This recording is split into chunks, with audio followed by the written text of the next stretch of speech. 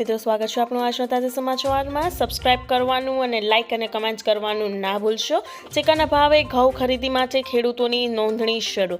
ગાંધીનગર ગુજરાતમાં રવિ સિઝનમાં મુખ્ય પાક એવા ઘઉં માટે રાજ્ય સરકારે ટેકાના ભાવે ખરીદીની પ્રક્રિયા શરૂ કરી છે। આજથી રાજ્યભરના ખેડૂતો ઘઉં વેચાણ માટે નોંધણી કરાવી શકશે।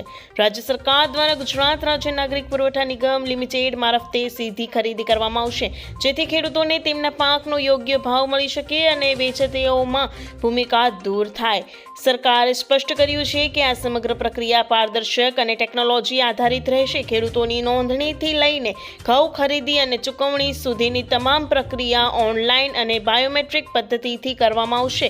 ટેકાના ભાવે ઘઉં વેચવા ઈચ્છતા ખેડૂતોએ 1 માર્ચ 2026 સુધીમાં સ્થાનિક ગ્રામ પંચાયત ખાતે વીસી મારફતે ઓનલાઈન નોંધણી કરાવવાની રહેશે। નોંધણી માટે આધાર કાર્ડની નકલ, અદ્યતન 7/12 તથા 8A ઉતારો, પાક વાવણી અંગેની એન્ટ્રી અથવા તલાટી દ્વારા આપવામાં આવેલા દાખલો અને બેંક પાસબુક કે કેન્સલ ચેકની નકલ ફરજિયાત રાખવામાં આવી છે। અધિકારીઓને જણાવ્યા મુજબ દસ્તાવેજોની યોગ્ય ચકાસણી બાદ જ નોંધણી મંજૂર કરવામાં આવશે, જેથી ખોટી એન્ટ્રી કે ગેરરીત અટકાવી શકાય। સફળ નોંધણી બાદ ખેડૂતોને SMS મારફતે ઘઉં વેચાણની તારીખ અને સ્થળની જાણ કરવામાં આવશે। રાજ્યમાં 4 માર્ચથી 15 મે 2026 સુધી ઘઉં ખરીદી પ્રક્રિયા ચાલશે। આ સમયગાળા દરમિયાન વિવિધ ખરીદી કેન્દ્રો પર ઘઉં સ્વીકારવામાં આવશે। ખરીદી સમય ગુણવત્તા તપાસ, વજન અને બાયોમેટ્રિક ચકાસણી કરવામાં આવશે। સરકાર તરફથી એ પણ જણાવવામાં આવ્યું છે કે નોંધણી કે ખરીદી પ્રક્રિયા દરમિયાન કોઈ મુશ્કેલી ઊભી થાય તો ખેડૂતો માટે ખાસ હેલ્પલાઇન વ્યવસ્થા ઉપલબ્ધ રહેશે। ખેડૂતો હેલ્પલાઇન નંબર 8511171718 અથવા બીજો નંબર પર સંપર્ક કરી પોતાની સમસ્યાઓ રજૂ કરી શકશે।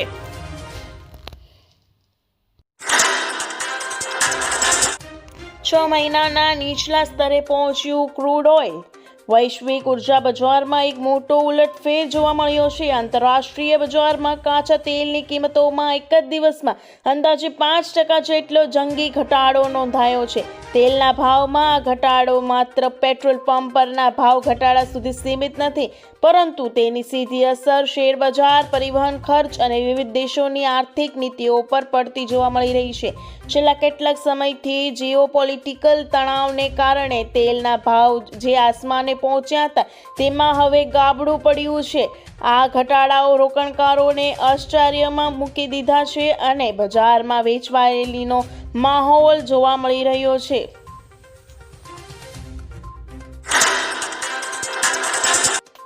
ગોલ્ડ સિલ્વર સવારે કડાકો અને સાંજે ધડાકો। ઘરેલું ફ્યુચર્સ માર્કેટમાં સોમવારે એટલે કે 2 ફેબ્રુઆરી સોનાએ જોરદાર વાપસી કરી છે।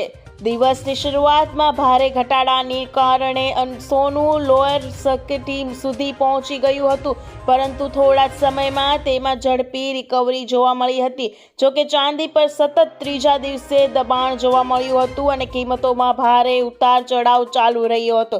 બજાર નિષ્ણાંતોનું કહેવું છે કે આ તેજ મૂવમેન્ટ મહિનાઓની સતત તેજી પછી આવેલું એક જરૂરી કરેક્શન છે।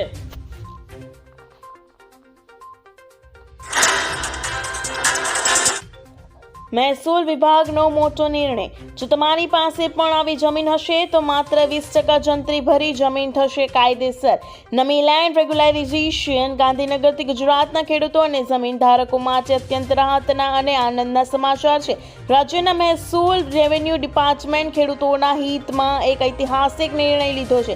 વર્ષોથી ગુમાવેલા ઇનામી જમીનો ના પ્રશ્નો હવે સુખદ અંત આવવા જઈ રહ્યો છે। સરકારે એક નવા ઠરાવ પસાર કરીને જાહેરાત કરી છે કે આવી જમીનો પરના અનધિકૃત કબજા હકને હવે ખૂબ જ સરળ શરતોએ નિયમબદ્ધ રેગ્યુલરાઇઝ કરી શકાશે।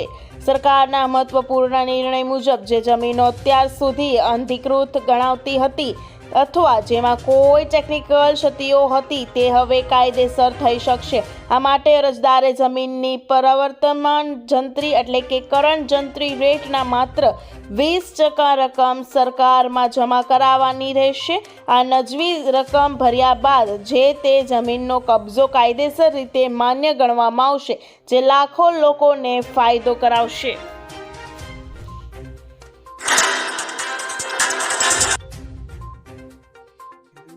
80 કલાકમાં 2 લાખ રૂપિયા ઘટતા રોકાણકારો પાયમાલ. Silver price crash. Multi commodity exchange MCX પર ચાંદીના ભાવમાં દિવસે ને દિવસે ઘટાડો થતા રોકાણકારોમાં ફટાફટ ફેલાઈ ગયો છે.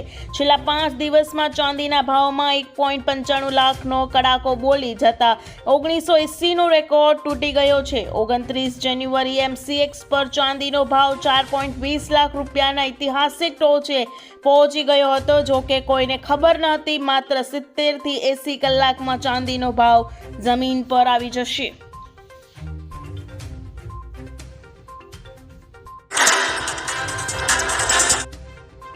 સરકાર કે રાજ્ય દ્વારા ઇનામ તરીકે આપવામાં આવેલ જમીન હવે કાયદેસર થશે. રાજ્ય સરકારનો નિર્ણય.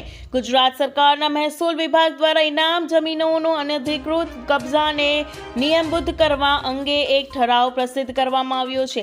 2 ફેબ્રુઆરી 2026ના રોજ બહાર પાડવામાં આવેલા આ ઠરાવ મુજબ રાજ્યમાં જે ઇનામ જમીનો પર રીગ્રાન્ટની પ્રક્રિયામાં ટેકનિકલ અવરોધો હતા અથવા કબજા કિંમત ભરવાની બાકી હતી, કરવાને પાત્ર હોય પણ ન થયેલ હોય તેવી જમીનોનો કબજેદાર અને તેમના વારસદારોની હિતમાં મોટો નિર્ણય લેવાયો છે. જમીનધારકોને પડતી વહીવટી મુશ્કેલીઓ નિવારવા માટે સરકારે અગાઉના નિયમોમાં સુધારો કરી પ્રક્રિયાને વધુ અસરકારક બનાવી છે. આ નવા સુધારામાં અનધિકૃત કબજા હકને નિયમબદ્ધ કરવા માટે હવે પ્રવર્તન જંત્રી કિંમતમાં 20% જેટલી રકમ વસૂલવાની જોગવાઈ કરવામાં આવી છે. અગાઉના 28 ઓગસ્ટ 2023ના ઠરાવની અન્ય તમામ શરતો યથાવત રહેશે. સરકારને આ અભિગમથી વર્ષોથી ઇનામી જમીન સંબંધી ગૂંચવણ હોવાનો ફેંસાયેલા અનેક જમીનધારકો લાભ મળશે. આયુષ્માન કાર્ડ હેઠળ કઈ હોસ્પિટલમાં મળશે મફત સારવાર? ઘરે બેઠા રીતે ચેક કરો લિસ્ટ. પરંતુ ઘણીવાર માહિતીના અભાવે દર્દીઓ એવી હોસ્પિટલમાં પહોંચી જાય છે જ્યાં આ કાર્ડ ચાલતું નથી અને પરિણામે તેમણે પોતાની જીવનભરની બચત ગુમાવવી પડે છે. તમારે આવી મુશ્કેલીના સામનો ન કરવો પડે તે માટે સારવાર લેતા પહેલા એ જાણવું ખૂબ જ જરૂરી છે કે તમારી શહેરીના કઈ હોસ્પિટલ આયુષ્માન પેનલ એમ્પેનલ્ડ હોસ્પિટલ્સમાં સામેલ છે. સારા સમાચાર એ છે કે તમે ઘર બેઠા ઓનલાઈન અને ઓફલાઈન એમ બંને રીત આ લિસ્ટ ચેક કરી શકો છો. આ યોજના હેઠળ સરકાર દ્વારા અનેક સરકારી અને પ્રાઇવેટ હોસ્પિટલનો માન્યતા આપવામાં આવી છે. અહીં આયુષ્માન કાર્ડ બતાવવાની સર્જરી, દવાઓ, રિપોર્ટ્સ અને દાખલ થવાનો તમામ ખર્ચ કેશલેસ રોકડ ચૂકવ્યા વિના મળે છે. તમારે ખાસ ધ્યાન રાખવું જોઈએ કે દરેક રાજ્ય અને જિલ્લા મુજબ હોસ્પિટલોનું લિસ્ટ અલગ અલગ હોય છે અને તે સમયાંતરે અપડેટ થતું રહે છે. તેથી કોઈ પણ હોસ્પિટલમાં દાખલ થતા પહેલા ત્યાં કાર્ડ સ્વીકારવામાં આવે છે કે નહીં તેની ખાતરી કરવી અનિવાર્ય છે. તમે તમારા મોબાઈલ કે કોમ્પ્યુટરની મદદથી મિનિટોમાં હોસ્પિટલનું સ્ટેટસ જાણી શકો છો. આ માટે સૌપ્રથમ પ્રધાનમંત્રી જન આરોગ્ય યોજનાની સત્તાવાર વેબસાઇટની મુલાકાત લો.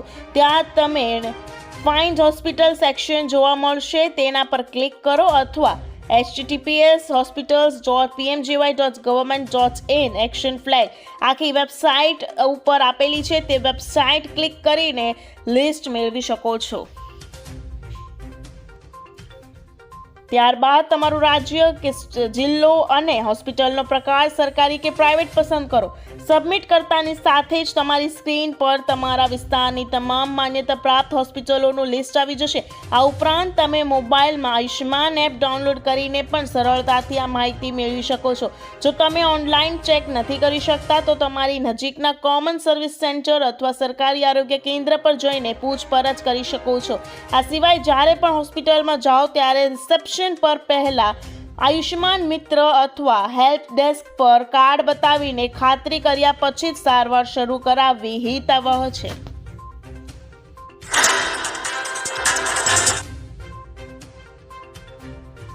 મોટા સમાચાર. અમેરિકાએ ભારત પર ટેરિફ ઘટાડી દીધો. 25%થી ઘટાડીને 18% કર્યો.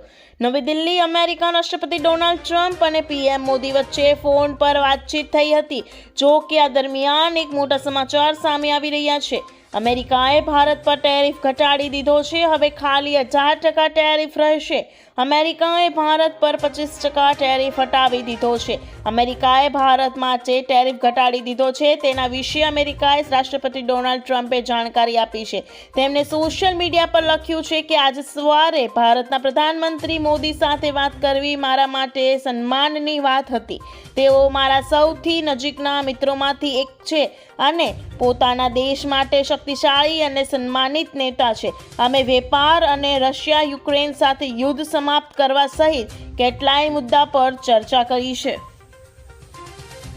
ટ્રમ્પે એવો પણ દાવો કર્યો કે ભારત રશિયા પાસેથી ઓઇલ ખરીદવાનું બંધ કરી દીધું છે અને અમેરિકા તથા સંભવત વેનેઝુએલા પાસેથી વધારે ઓઇલ ખરીદવા પર સહમત થયા. તેનાથી યુક્રેનમાં ચાલી રહેલા યુદ્ધને સમાપ્ત કરવામાં મદદ મળશે, જેમાં દર અઠવાડિયે હજારો લોકો મરતા હતા. પ્રધાનમંત્રી મોદી પ્રત્યે મિત્રતા અને સન્માનના કારણે અને તેમના અનુરોધ પર તાત્કાલિક પ્રભાવથી અને અમેરિકા અને ભારતની વચ્ચે એક વેપાર ડીલ પણ સહમતિ વ્યક્ત કરી છે, જે અંતર્ગત અમેરિકા પારસ્પરિક શુલ્કને 25%થી ઘટાડીને 18% કરી દઈશું.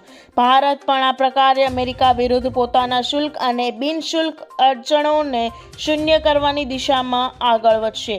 પ્રધાનમંત્રીએ $500 અબજથી વધારે અમેરિકા ઉર્જા ટેકનોલોજી, કૃષિ, કોલસો અને અન્ય કેટલીક પ્રોડક્ટ્સ ઉપરાંત અમેરિકા પ્રોડક્ટ ખરીદી માટે પણ કટિબદ્ધતા વ્યક્ત કરી છે. ભારત સાથે અમારા અદ્ભુત સંબંધ આગળ જતા વધારે મજબૂત થશે. પ્રધાનમંત્રી મોદી અને હું બે એક વ્યક્તિ છીએ જે કામ કરી બતાવીએ છીએ, જે મોટા ભાગના લોકો વિશે નથી કહેવાતું. આપણે જાણીને દઈએ કે ટેરિફ ઘટાડવાની જાહેરાત થવાની થોડી વાર પહેલાં જ ડોનાલ્ડ ટ્રમ્પે ભારતના પ્રધાનમંત્રી નરેન્દ્ર મોદી સાથે ફોન પર વાત કરી હોવાની જાણકારી અમેરિકા રાજદૂતે આપી હતી.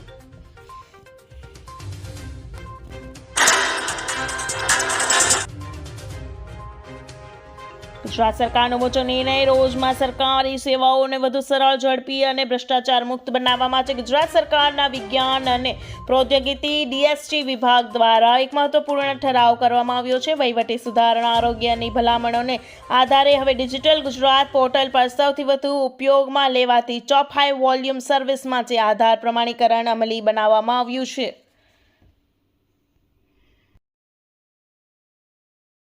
ગુજરાત સરકારનો મોટો નિર્ણય.